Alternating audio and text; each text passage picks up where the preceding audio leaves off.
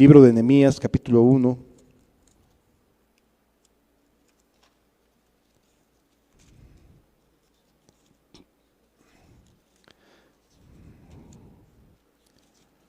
Nos dice la Escritura, a partir del versículo 1.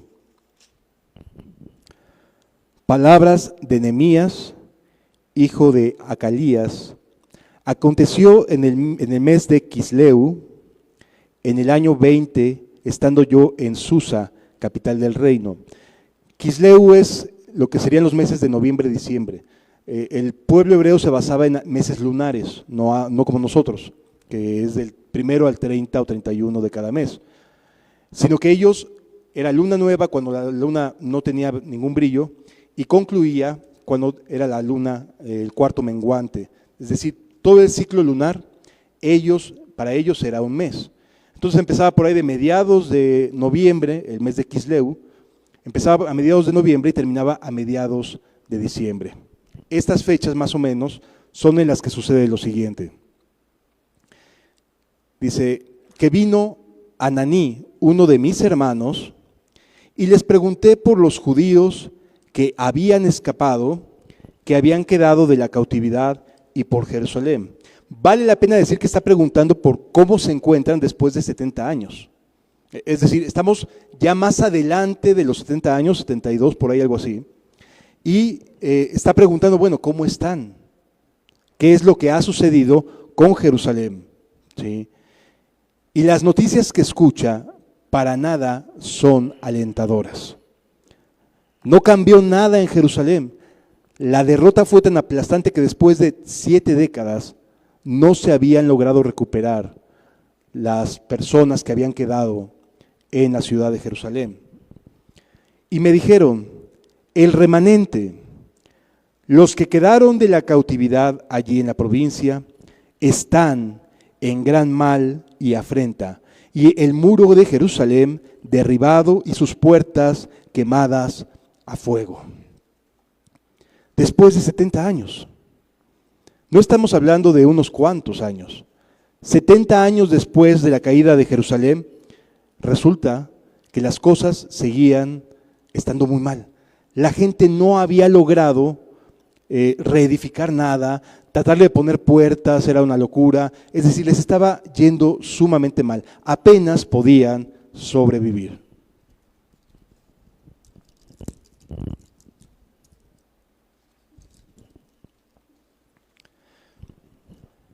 Hoy en día, el remanente en muchos lugares, en muchos casos, sufre exactamente lo mismo.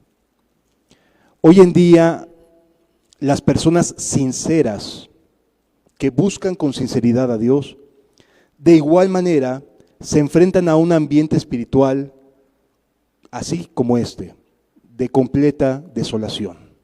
¿Sí? El remanente, los que quedaron de la cautividad allí en la provincia, están en gran mal y afrenta.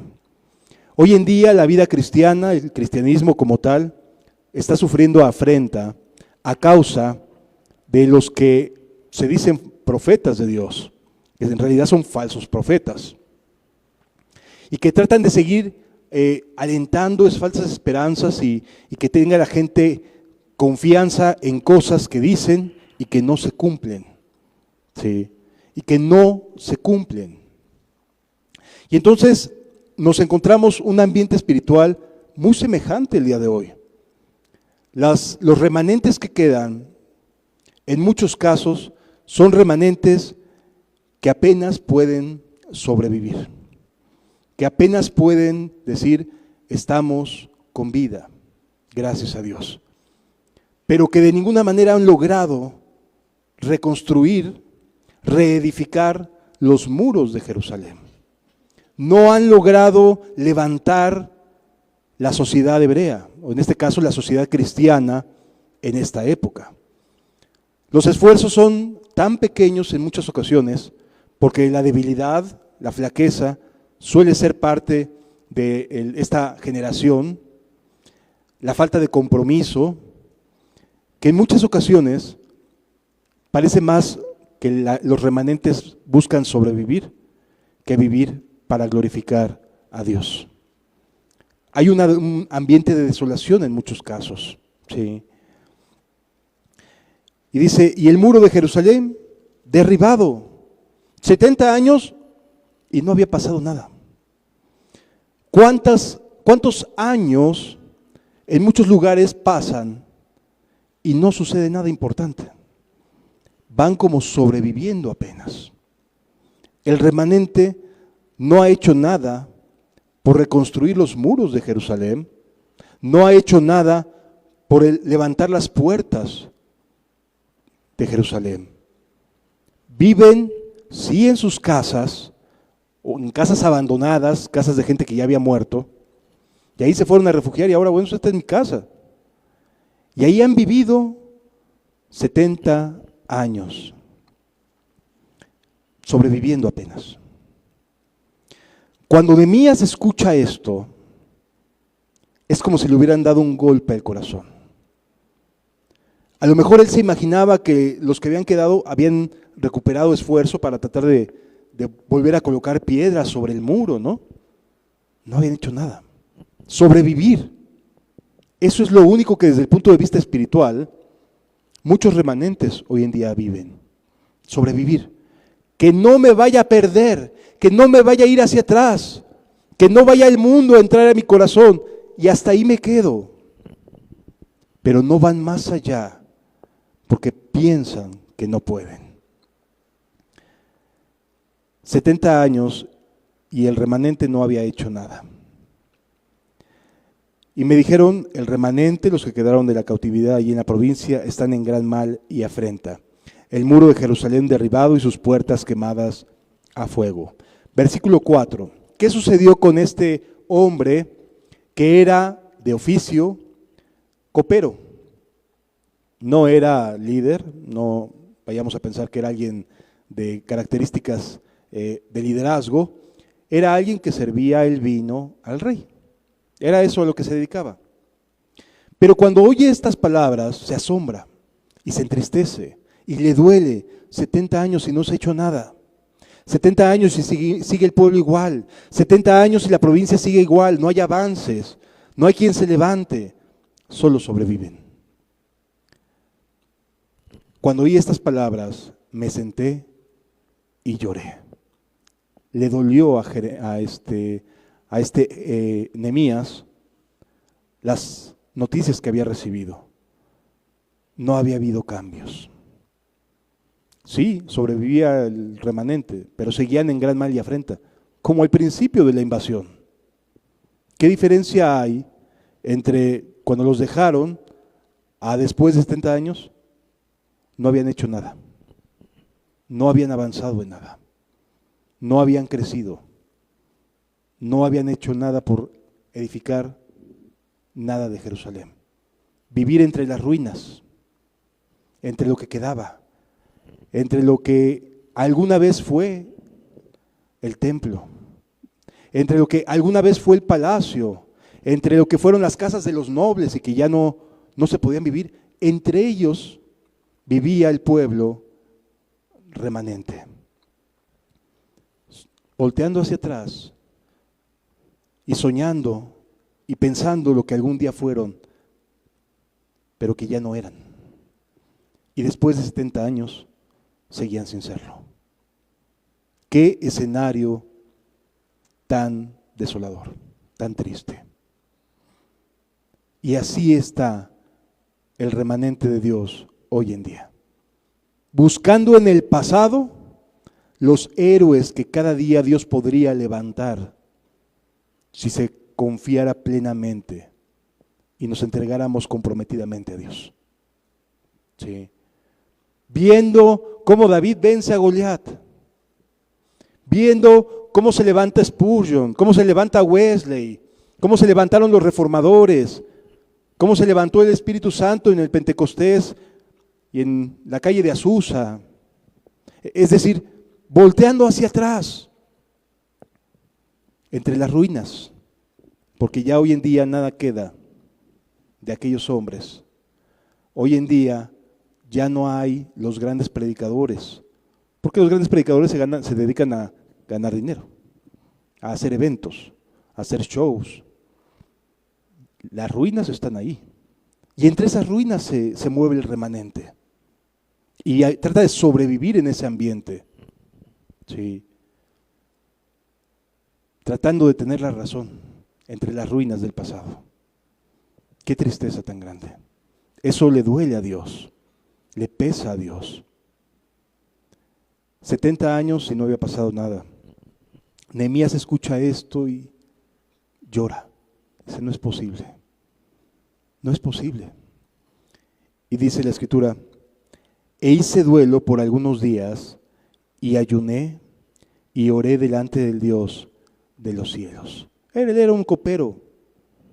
La siguiente generación que había crecido en Babilonia, quizás ni había conocido Jerusalén. Simple y sencillamente era un trabajador más del Palacio Real. Y ahí estaba, llorando por una ciudad que probablemente no conocía, que le habían dicho, que le habían platicado nada más, pero estaba llorando. Algo que hoy en día tampoco se ve. Lágrimas por lo que Dios puede hacer, por lo que Dios puede despertar en el corazón. Y dije, te ruego, oh Jehová, versículo 5, Dios de los cielos, fuerte, grande y temible, que guarda el pacto y la misericordia a los que le aman y guardan sus mandamientos. Esté ahora atento tu oído y abiertos tus ojos para oír la oración de tu siervo. Nehemías oró. Y oró con un dolor diciendo, por favor, préstame atención, Señor. Yo no he estado en Jerusalén. Me puedo imaginar cómo está y me duele. Con el hecho simplemente de imaginármelo, me duele, me pesa. Pon atención a lo que quiero decirte, Señor. Te lo ruego.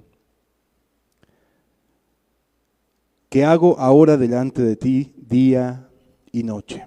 Fueron días en los cuales Nehemías oró, ayunó, se concentró en Dios. Se concentró en decir, algo tiene que pasar. No puede pasar más tiempo sin que alguien haga algo.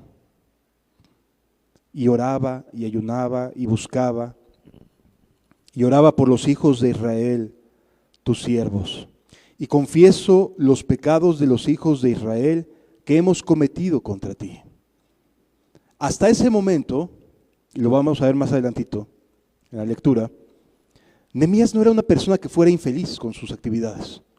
No era alguien que estuviera en desacuerdo con lo que hacía, que estuviera a disgusto. No, era alguien que estaba feliz, estaba contento con lo que hacía. Pero a partir de este momento, la tristeza invadió el corazón de Nehemías. Una tristeza que lo llevaría a cambiar su modo de vida. Una tristeza que lo estaba orillando a tener que ser él quien hiciera algo. Y eso es algo que es común cuando Dios cumple sus propósitos y sus tiempos en alguien y dice, quiero que hagas esto. Cae una responsabilidad cuando antes no se tenía. Cuando antes no tenía por qué estar haciendo esto de llorar, esto de ayunar. Yo era una persona feliz y así era Nehemías. Una persona contenta. Una persona sin necesidad de que hubiera cambios en su vida. Pero algo sí tenía. Amaba al pueblo de Dios. Y ese amor al pueblo de Dios le hizo dolerse profundamente en el estado de su corazón. En extremo, dice el versículo 7, nos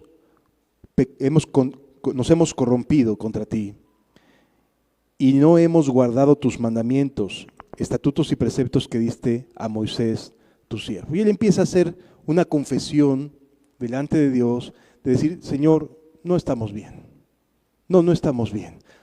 O sea, 70 años y no ha pasado nada en Jerusalén. 70 años y seguimos aquí ya acomodados. Ya nos amoldamos al ambiente que nos rodea. Ya nos creemos espirituales con lo que tenemos. Qué tristeza tan grande. Y ahí estaba Nehemías, dolido, confesándole a Dios y diciendo: Señor, perdóname, perdónanos, hemos pecado contra ti, no somos dignos de ser hijos tuyos. Versículo 9. Acuérdate de la palabra, versículo 8, acuérdate de la palabra que diste a Moisés tu siervo, diciendo: si vosotros pecareis, yo os dispersaré por los pueblos. Pero si os volvéis a mí,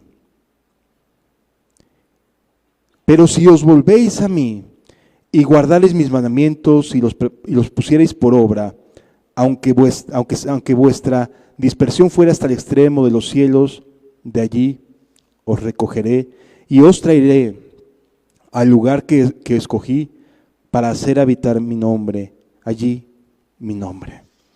¿Qué hizo Nehemías cuando estaba en convicción? Acuérdate, Señor, de que tú prometiste que habría misericordia para el que se volviera a ti.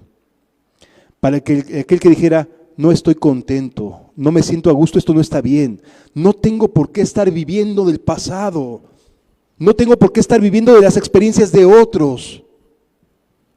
Tengo que vivir mi propia historia. Tengo que hacer lo que a mí Dios me corresponde o me llama a hacer. Y entonces aquí vemos a Nehemías que dice: acuérdate del pacto. Y amados, este mismo es el llamado que Dios hace a cada uno de manera muy personal, muy personal. Sí. Porque cada uno de nosotros somos como Nehemías. En medio de un ambiente de apostasía, en medio de un ambiente donde tenemos que medio sobrellevarnos en las ruinas de lo que hoy se dice cristianismo, tratando de saber qué sí, qué no, hasta dónde es una verdadera profecía, hasta dónde es una falsa profecía, esta doctrina está bien, y ahí vamos entre los vestigios, entre los recovecos, tratando de identificar lo bueno de lo malo, entre las ruinas. Y cada uno de nosotros somos como Nehemías, llamados a reconocer que todo este ambiente de apostasía, aun cuando estuviera escrito, es gracias a que el pueblo de Dios se ha enfriado. Porque de otra manera estaría la iglesia muy activa delante de los ojos de Dios. Y Dios le estaría dando su gracia y su poder para avanzar en contra de la puerta del Hades. ¿Sí? Y entonces, oremos así, de manera muy personal. Si tú eres alguien que le pesa el pueblo de Dios, que alcanza a entender los tiempos que nos ha tocado vivir, no podemos no sentir este mismo fervor que sentía Nehemías y que decía: Señor, perdón. Si es cierto, estoy guardándome, pero ¿y a los demás los estoy guardando? Si es cierto, estoy buscando santidad yo, pero ¿y los demás? Y tu pueblo está esparcido. ¿No dijiste que todos seríamos como uno? Amados, vivimos tiempos difíciles, vivimos tiempos en los que se ocupan muchos Nehemías. Con el espíritu de Nehemías, hombre o mujer, necesitamos orar así, volvernos de esta manera, con este anhelo de que las cosas no sigan igual, de que las cosas cambien en nuestras vidas, primeramente en nuestras vidas, como vamos a ver, y después en las vidas de las demás personas. Continúa diciendo la Escritura: ellos pues son tus siervos y tu pueblo, los cuales redimiste con tu gran poder y con tu mano poderosa. Te ruego, oh Jehová, esté ahora atento tu oído a la oración de tu siervo y a la oración de tus siervos, quienes desean reverenciar tu nombre. Ese es el anhelo de Nehemías. Esto no es para nosotros, Señor. Es para que tu nombre sea conocido en el siglo XXI, en el cual el ser humano no tiene ni amor ni temor por Dios. Pero que aquí hay hombres y mujeres que queremos que en este tiempo de tanta maldad se reverencie tu nombre y que sea glorificado. Y no somos los fuertes ni los mejores, pero escucha nuestra oración, porque queremos reverenciar tu nombre, Señor. Concede ahora buen éxito a tu siervo y dale gracia delante de aquel varón, porque yo servía como copero del rey. Nehemías dijo, tengo que hacer algo más que solo orar. Orar y actuar. 4 meses después, en el mes de Nisán, sucedió que en el mes de Nisán, en el año 20 del rey Artajerjes, que estando ya el vino delante de él, tomé el vino y le serví al rey. Y como yo no había estado antes triste en su presencia, me dijo el rey, ¿por qué está triste tu rostro? Pues no estás enfermo, no es esto sino quebranto de corazón. Entonces temí en gran manera. Nehemías había estado pidiendo la oportunidad de hacer algo, Pasaron 4 meses y en 4 meses se dio la oportunidad. Y entonces el rey le dice a Nehemías, oye, nunca te había visto triste, Nehemías. ¿Qué te pasa? ¿Enfermo no te ves? O sea, te ves bien, pero se te nota triste tu semblante. ¿Por qué? Y entonces se da la oportunidad y toma la oportunidad sobre sí mismo. Y esto es algo, amados, que muchas veces no alcanzamos a entender. Siempre esperamos que otros inicien para acompañar a esos otros. Pero normalmente no somos dados a decir, envíame a mí. Yo quiero ser el primero, Señor. Yo quiero ser de los que levantan tu obra. Normalmente esperamos que sean otros los que estén prestos para ayudar, listos para decir la palabra correcta, para hablar, para predicar. Normalmente esperamos que sean los demás. Pero aquí, fíjense cómo le pide Nehemías lo siguiente. Y dije al rey, para siempre viva el rey. ¿Cómo no estaré triste? ¿Cómo no estará triste mi rostro cuando la ciudad, casa de los sepulcros de mis padres, está desierta y sus puertas consumidas por el fuego? Es decir, el rey ni siquiera había pensado cómo estaba Jerusalén. O sea, no le interesaba. Había heredado todo ese imperio y disfrutaba de él. Y le dijo el rey, y me dijo el rey, dice el versículo 4, me dijo el rey, ¿qué cosa pides? Qué diferente es cuando uno dice, que vaya él, que te ayude aquella, a cuando te dice Dios, ¿qué quieres que haga? Uf, ahí se pone brava la cosa. ¿Por qué? Porque entonces me lo estás diciendo a mí, Señor. ¿Qué me pides tú? ¿Que vaya ella? ¿Que vaya él? Le contesta el rey, le contesta Nehemías.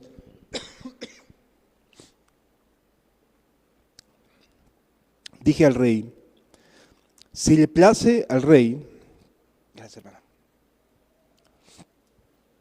si le place al rey y tu siervo ha hallado gracia delante de ti, envíame a Judá. Wow. Era copero, la tenía cómoda. Hubiera sido de los que regresaban, pero que alguien tomara la iniciativa, ¿no? Si yo me voy con los cautivos, amo a mi pueblo, pero que otro tome la iniciativa. Envíame a mí. Quiero ir yo, Señor. Envíame a Judá, a la ciudad de los sepulcros de mis padres, ¿y la qué? La reedificaré.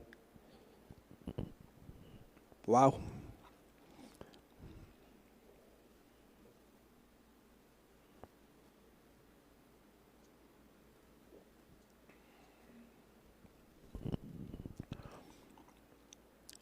no muchas personas se atreven a decir, yo lo voy a hacer.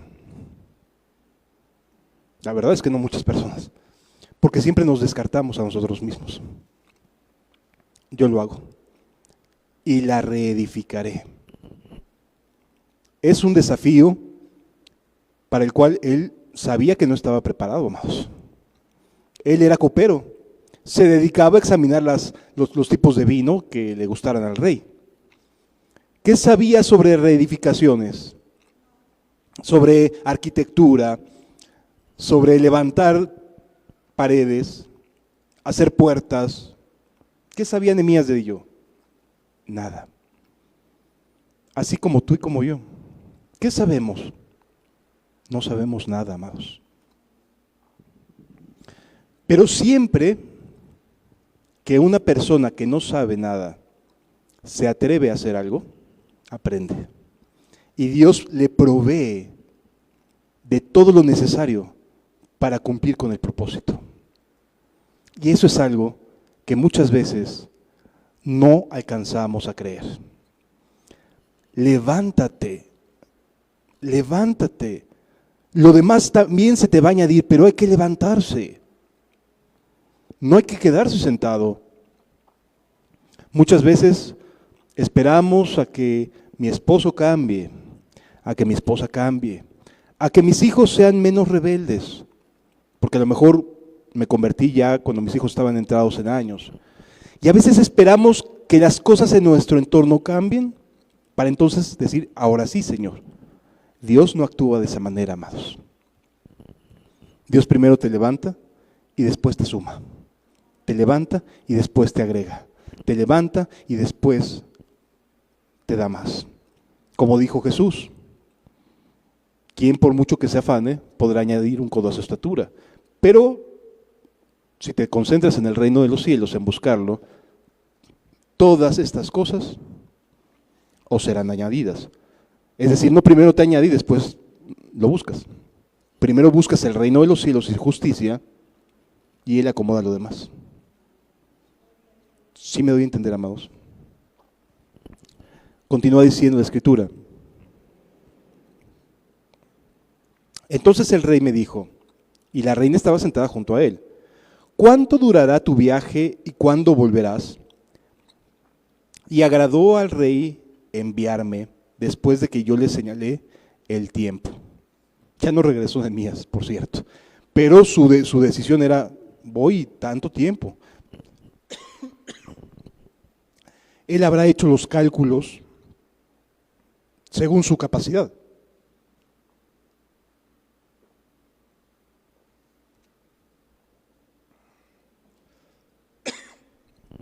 Continúa diciendo la Escritura.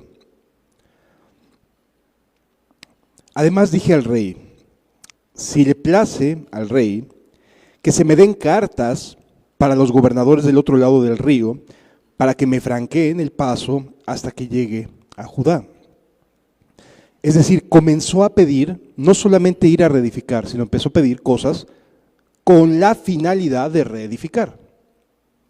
Y esto es algo que necesitamos aprender a hacer, porque en ocasiones no sabemos hacerlo, o nos da temor decirle a Dios, Señor, necesitamos esto para tu obra, necesitamos aquello para tu obra. Nehemías sí se atrevió a hacerlo. Y entonces les dice, por favor que me franqueen, que los gobernadores de las provincias tal y tal nos vayan cuidando. Y así fue. Dios le provee a Nehemías, por medio del rey, batallones de soldados de otras regiones del imperio, para que fueran cuidando a los miles de judíos que estaban dejando Babilonia para irse de vuelta a Jerusalén. ¿Cuándo habían visto eso? ¿Cuándo se lo había imaginado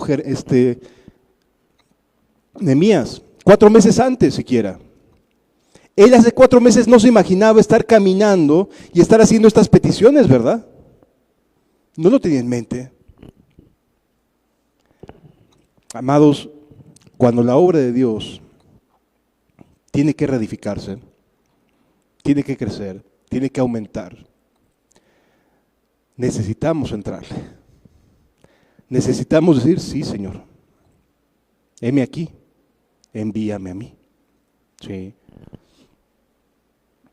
Y entonces manda las cartas, dice, y carta para Asaf, guarda del bosque del rey, para que me dé madera para enmendar las puertas del palacio de la casa y para el muro de la ciudad y la casa en la que yo estaré, y me lo concedió el rey según su benéfica mano de mi Dios sobre mí.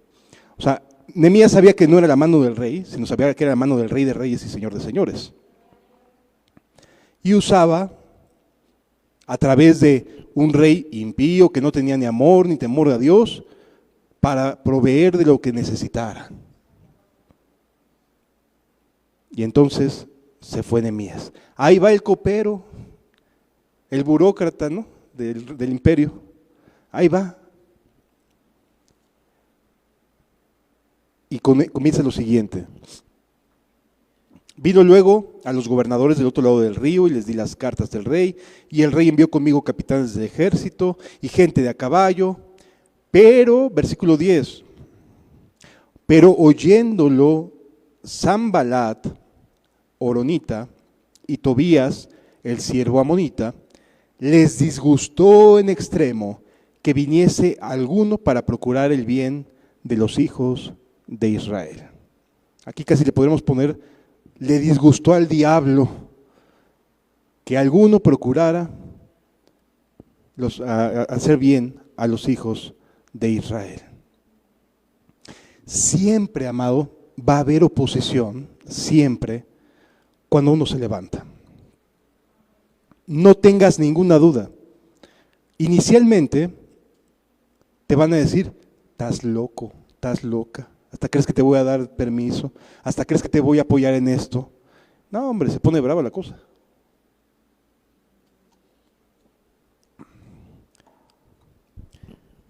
Pero hay que hacerlo. Hay que mantenerse firmes, amados. Hay que seguir adelante. No puedo detenerme porque a alguien le disguste, diría Nehemías. No puedo decirle a la obra, pues mejor no, porque ya se enojaron allá. Ya me vieron feo. No, vamos para adelante. Vamos a la obra. Versículo número 11. Llegué pues a Jerusalén y después de estar allí 3 días, o sea, llegó, ahora sí ya había visto de Jerusalén de primera mano cómo estaba, y después de 3 días hizo lo siguiente.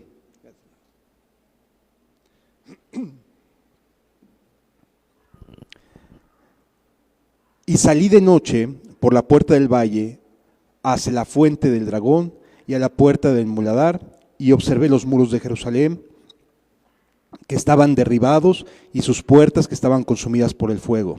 Pasé luego a la puerta de la fuente y al estanque del rey, pero no había lugar donde pasase la cabalgadura en que iba. Es decir, a los 3 días de haber llegado, comienza un recorrido en la noche para que no hubiera nadie que estuviera de soplón o de estar viendo a ver cómo avanzaban o qué pensaban. En la noche comenzó a trabajar en qué cosas son las que se necesitaban reparar. Y eso también es importante, amados, entenderlo. Cuando alguien es reedificador, tiene que buscar qué cosas se tienen que reedificar. Tiene que analizar qué cosas en este tiempo el pueblo de Dios necesita para levantarse. Tiene que ir a estar viendo, aquí le falta, está completamente caído esto, acá le faltan estas puertas, es decir, tiene que estar haciendo un inventario de saber en dónde está la falla, dónde se debe de trabajar.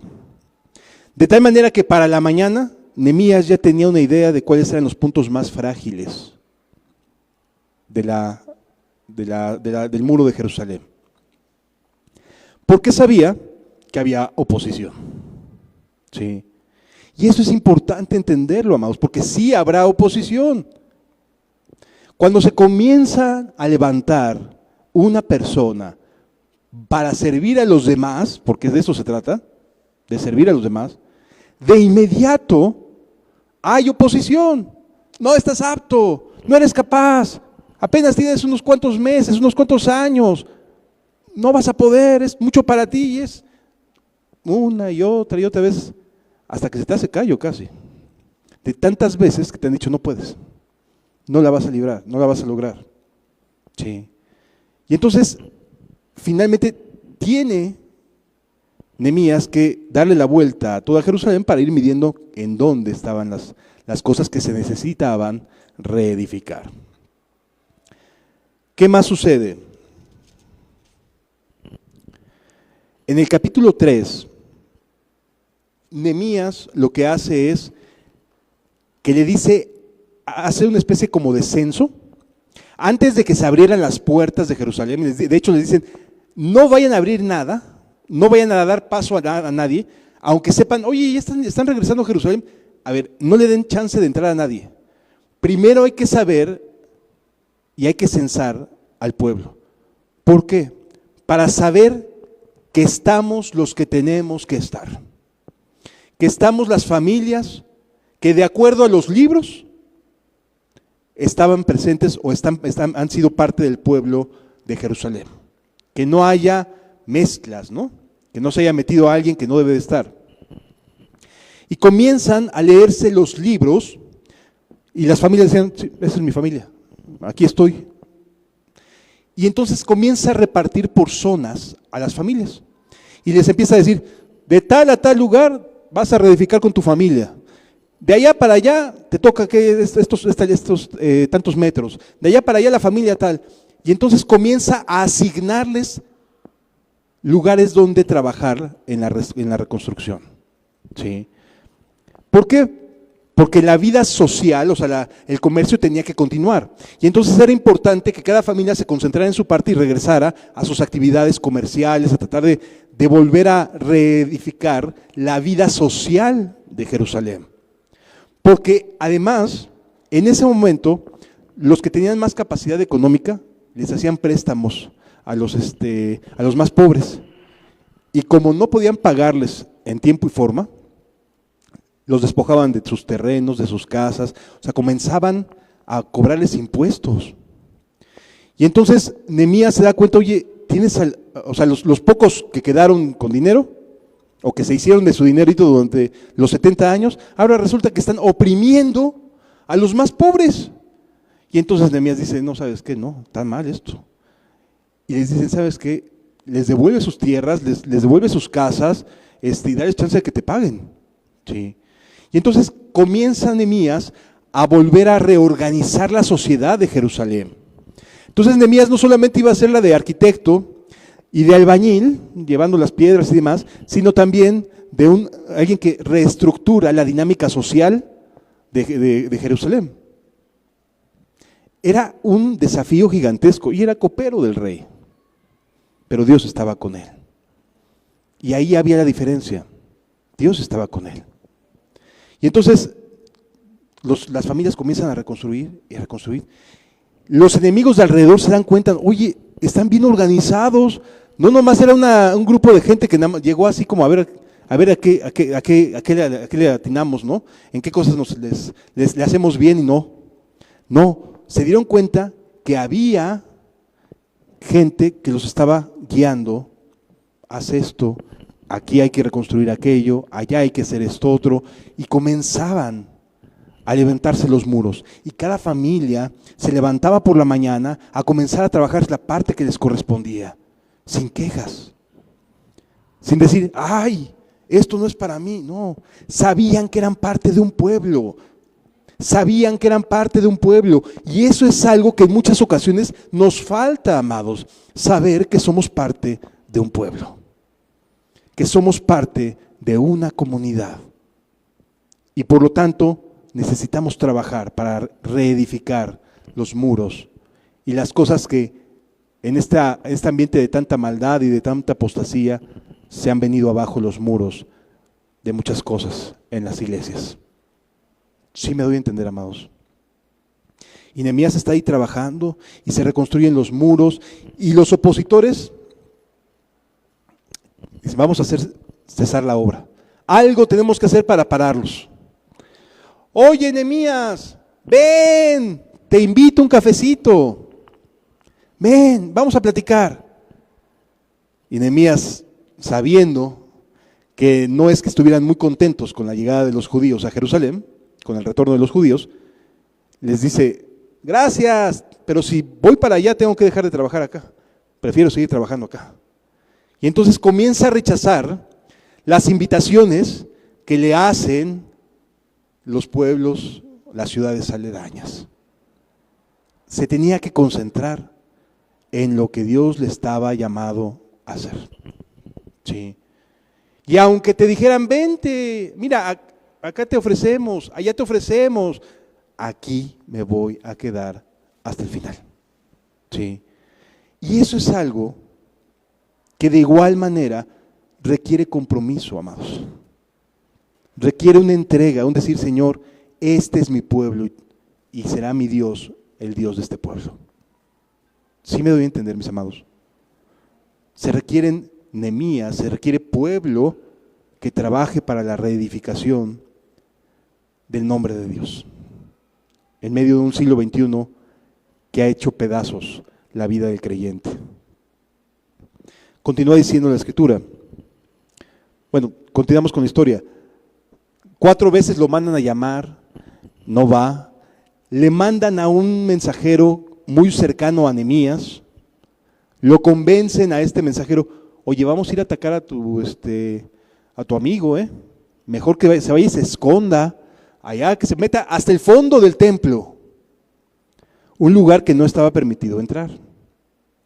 Pero como lo estaban queriendo amedrentar, para que dejara de trabajar y corriera a esconderse, a meterse en un lugar que entrar ahí le sería pecado, se dio cuenta y dijo, ay, me quieren hacer ofender a Dios. No me voy a ir a meter, no voy a dejar de cesar en la obra.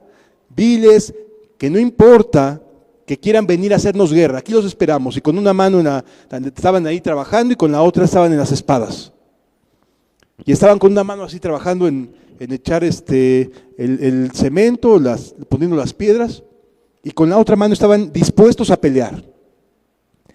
Cuando se enteran los opositores que estaban ya dispuestos a todas las consecuencias, dijeron, sí están comprometidos, míralos, sí van en serio, y los dejaron de molestar. ¿Qué más sucede cuando hay este cambio y esta unificación y ser parte de un mismo cuerpo y de una misma congregación y de un mismo pueblo? Sucede lo siguiente, nos vamos a saltar unos capítulos hasta el capítulo número 8.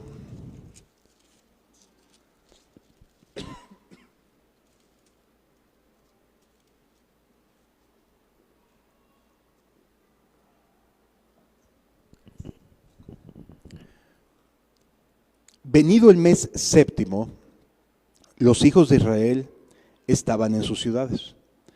Ya se habían reedificado los muros, las puertas todavía no estaban del todo bien cerradas, hacían falta los portillos, pero ya las hojas de madera ya estaban levantadas, las partes de los muros que habían sido destruidos ya se habían vuelto a reedificar. O sea, ya había trabajo de tiempo hacia adelante en estar en la obra.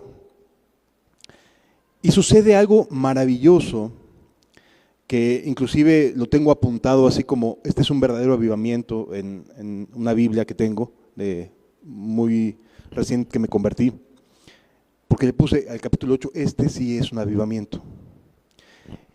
Y entonces se junta el pueblo en la plaza, ¿sí?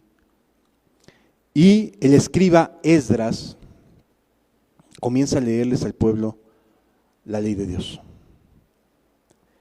Y entonces imagínate la multitud, ya habían estado trabajando en la obra, o sea, no eran personas que no estuvieran metidas, comprometidas. Con esas personas que habían estado comprometidas en la obra, Esdras se levanta, se pone en un lugar alto y comienza a leer las Escrituras. Dice, versículo aquí mismo, dice, y se juntó todo el pueblo como un solo hombre en la plaza que estaba delante de la puerta de las aguas, y dijeron a Esdras el escriba, que trajese el libro de la ley de Moisés, la cual Jehová había dado a Israel. Fue el propio pueblo el que tenía hambre de escuchar. A nadie se le acarreaba, amado. No era, uy, y ahora ya no viene. ¿Y ahora por qué no vino?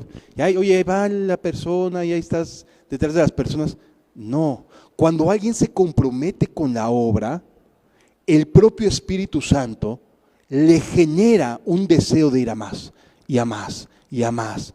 Y hay más hambre, y hay más necesidad de saber de Dios. Y no tiene nadie que estar acarreando a otros, porque el hambre y la sed de Dios está presente. Continúa diciendo la Escritura, y el sacerdote Esdras trajo a la ley delante de la congregación, así de hombres como de mujeres, y de todos los que podían entender, el primer día del mes séptimo. Sí. De ahí vino toda la gente. Los que podían entender, no importaba la edad. Si alguien de 8 años podía entender, iba. Si alguien de 9, de 10, no importaba. Estaba presente. Sí. Y el sacerdote dice, y leyó el libro delante de la plaza, que está delante de la puerta de las aguas, desde el alba, o sea, desde que empieza, se amanece, hasta el mediodía. 6 horas mínimo. 6 horas escuchando. Y luego aquí ya nos estamos hasta durmiendo. O sea, 6 horas escuchando. Y el sol de la mañana ahí cayendo a plomo, y 6 horas escuchando. Cuando alguien está comprometido, la gracia de Dios le ayuda a anhelar la palabra de Dios. Le genera más hambre. Sí. Continúa diciendo la Biblia. Y leyó el libro delante de la plaza que está en las aguas. Versículo 4 dice, y el escriba Esdras estaba sobre un púlpito de madera que habían hecho para ello. Y junto a él estaban Matatías, Sema, Anías, Urías, Hilcias y Maasías a su mano derecha, y a su mano izquierda Pedaías, Misael, Malaquías, Hasum, Hasbadana, Zacarías y Mesulam. Abrió pues Esdras el libro a los ojos de todo el pueblo, porque estaba más en alto que todo el pueblo. Y cuando abrió todo el pueblo, ¿cómo estaba? Atento. No había problemas con el tema de ay, es que me vence y... No, estaba atento. Cuando alguien está metido en la obra, se despiertan muchas cosas espirituales que a lo mejor hasta el día de hoy no sabías que tenías. Se despierta la agilidad mental, la creatividad, te involucras de tal manera que comienzas a hacer cosas que hacía un año no hacías, o hace 2 años, o hace 3 años. Es decir, se va a más, de gloria en gloria se ve la gracia de Dios. Bendijo entonces Esdras a Jehová, Dios grande, y todo el pueblo respondió, amén, amén, alzando sus manos, y se humillaron y adoraron a Jehová inclinados a tierra. Y los levitas, Jesúa, Beni, Secrebías, Jamín, Acab, Sebatai, Odías, Maasías, Kelita, Azarías, Josabed, Anán, Pelaya, hacían entender al pueblo la ley, y el pueblo estaba atento en su lugar. ¿Qué fue lo que hicieron? Se esparcieron, o sea, los sacerdotes, los levitas, se metieron entre el pueblo, y entonces Esdras, como no había micrófonos, no había lo que hoy sí tenemos para poder dar el mensaje que se escuche más lejos, las bocinas, etcétera, lo que hacían es que se iban poniendo los líderes y escuchaban el mensaje y se lo transmitían a la gente y se lo daban a entender. Y luego al siguiente, y así. El avivamiento va desde la palabra de Dios hacia la gente. ¿Sí? Los avivamientos siempre empiezan por la palabra de Dios. sobre personas comprometidas con Dios. Eso es lo maravilloso. Gente que está dispuesta a decir, sí, Señor, ¿qué más tengo en los cielos sino solo a ti? Y fuera de ti nada deseo en esta tierra. Continúa diciendo, y leían el libro de la ley de Dios claramente y ponían el sentido de modo que entendiesen la lectura. Aquí no había nada de que no iban a entender.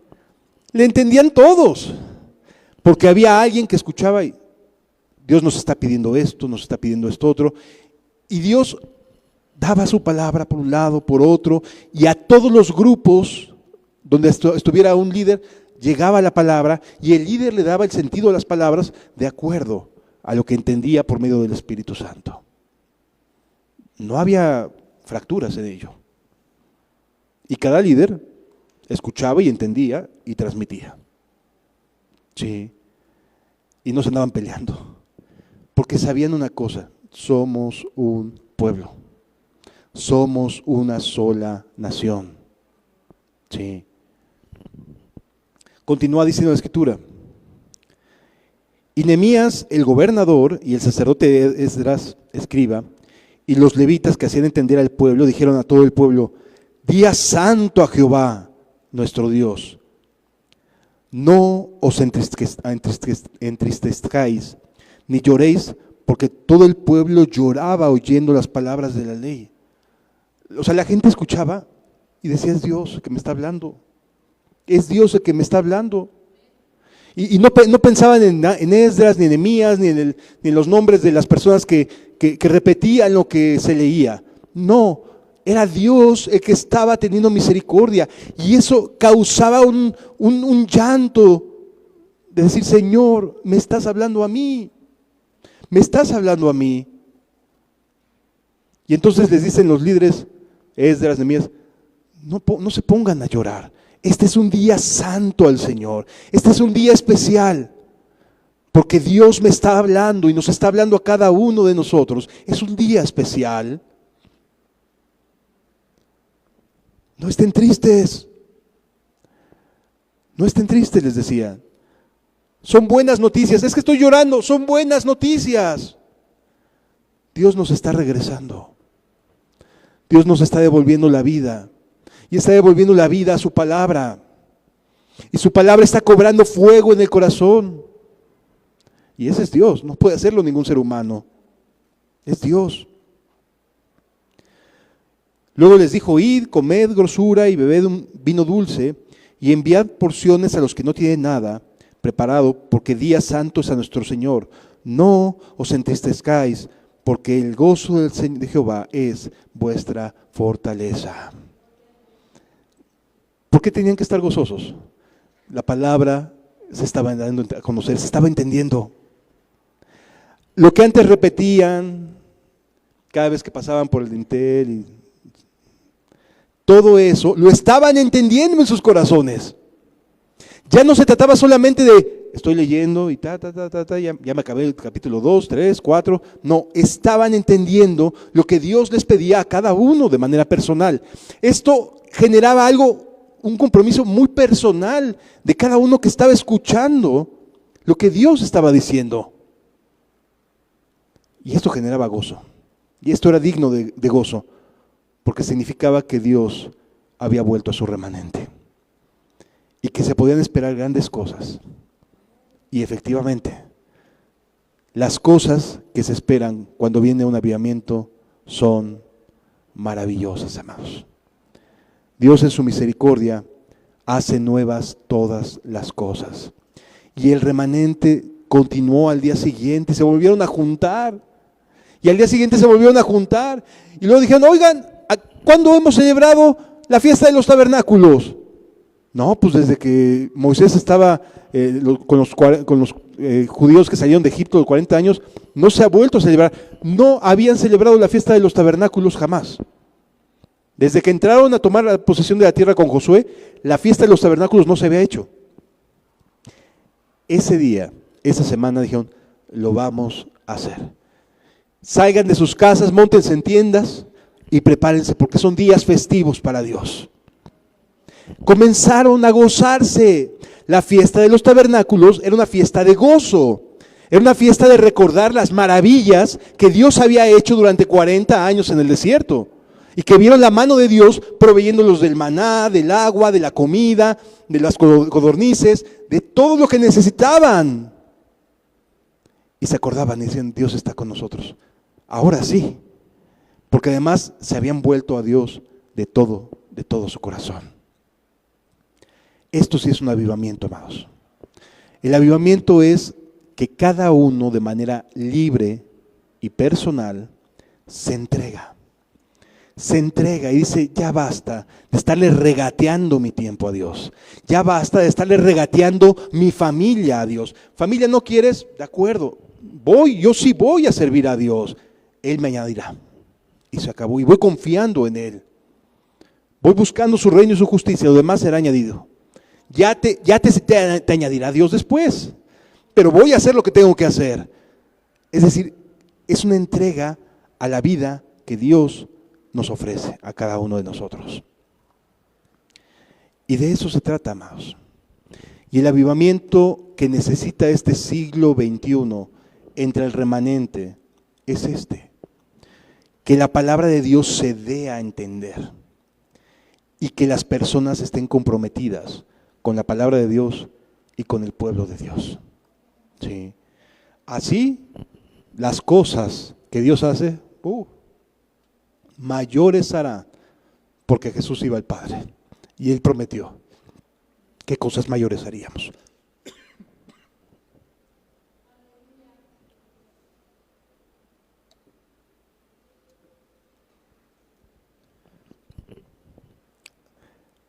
Pero tuvo que empezar por compromisos. Compromisos de Nehemías, de decir, dejo lo que estoy haciendo por ir a reedificar Jerusalén. Después, compromiso por parte de las familias. Compromiso por cada uno. Y así, amados, fueron teniendo que comprometerse.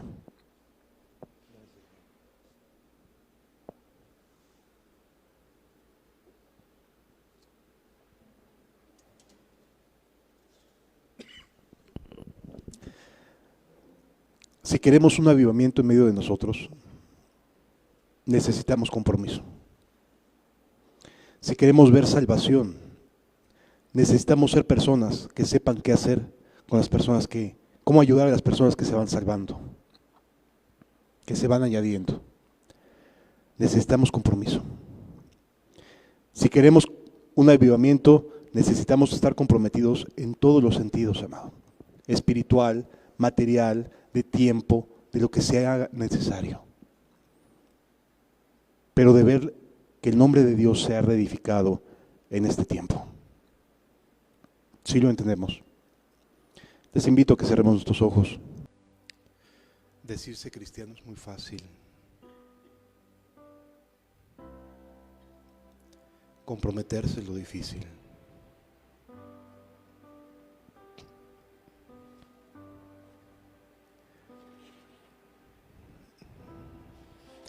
Pero así como Nehemías anheló que las cosas cambiaran, así pregúntate tú hoy: ¿quiero que las cosas cambien?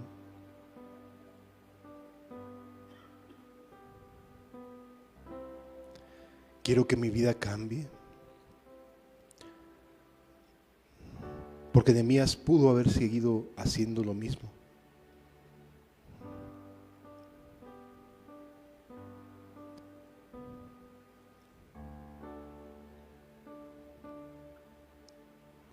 Hacen falta reedificadores, amado.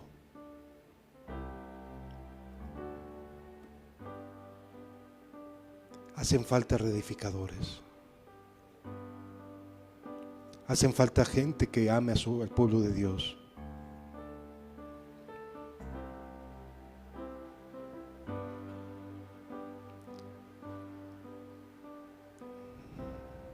Y hoy Dios te está llamando, me está llamando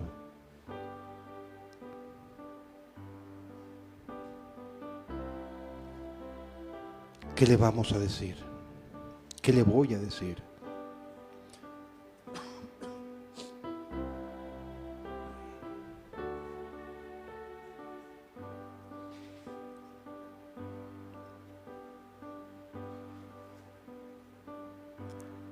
No está la gloria en la sabiduría, no está la gloria en el poder,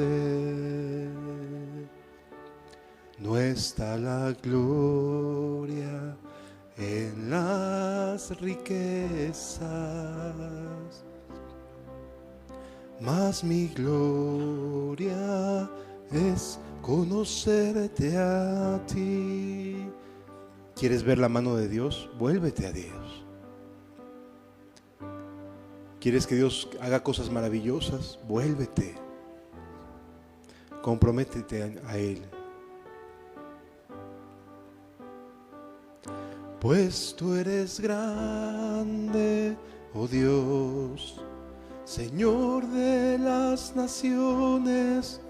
Tú eres grande, oh Dios, el dueño de la tierra. Tú eres grande, oh Dios, creador, redentor. Mi gloria es conocerte a ti.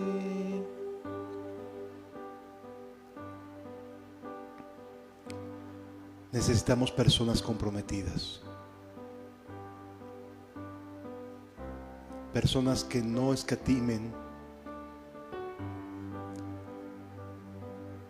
darse y dar de lo suyo para la gloria de Dios.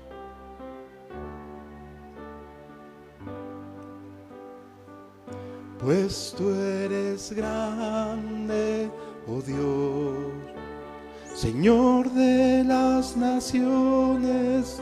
Tú eres grande, oh Dios, el dueño de mi vida.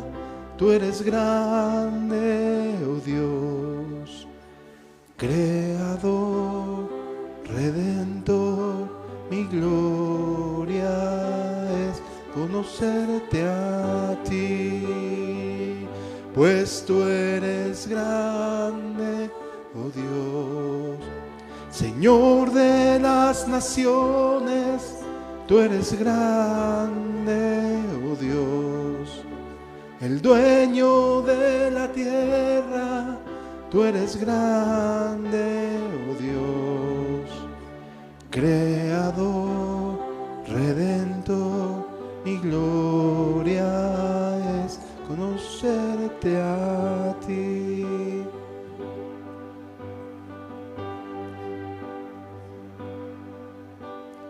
Gracias, Jesús.